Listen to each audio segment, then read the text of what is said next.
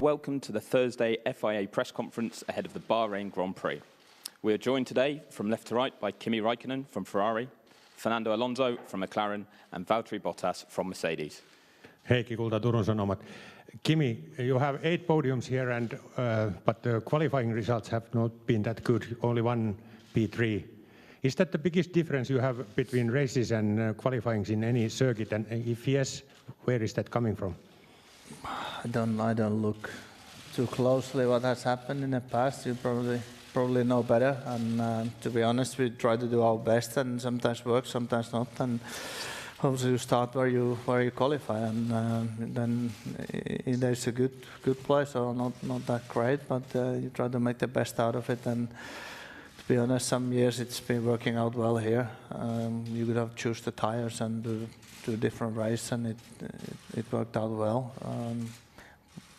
Could that be better if you start in the front? Who knows? But no, another weekend we try to do a good job and be up there, and then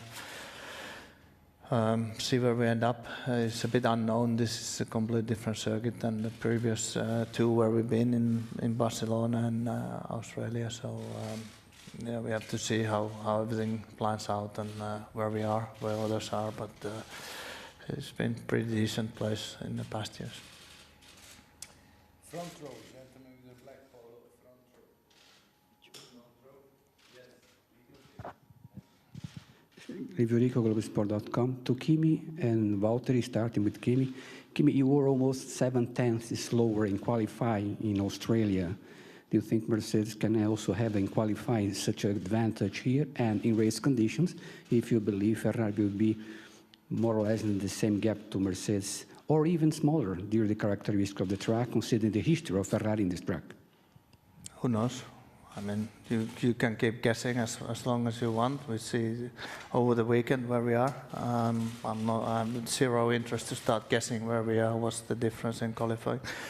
There's so many things that will change that, and you know, we do our best and see where we end up qualifying race. But the most important part is the Sunday after the race, wherever we finished.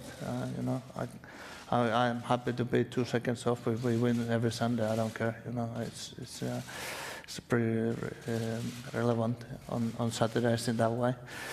But yeah, I don't know. That's why we come here and find out. Afternoon, gentlemen. David Croft, Sky Sports F1. Interesting day coming up tomorrow, where we understand Liberty Media will be presenting their blueprint for the future of Formula One to the teams. I was just wondering, as drivers, what input you've had, what consultations you've had, and where you see any changes necessary from a racing perspective to improve Formula One for the future. It's a question to you all. Kimi, has there been any feedback you've been giving to Liberty about the direction of F1? No, it's in the end, it's not our decision. It's up to them. It's their business. They make plans and obviously decisions what they feel is the correct. And I don't know what they're doing. I know very little about it, and I'm not interested either. So. You know, we'll see tomorrow what they say.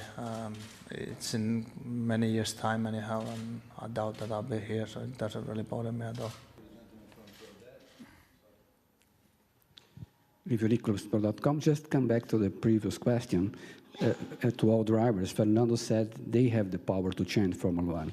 If you had the power, how would be the Formula One? What would you change in the Formula One we have today?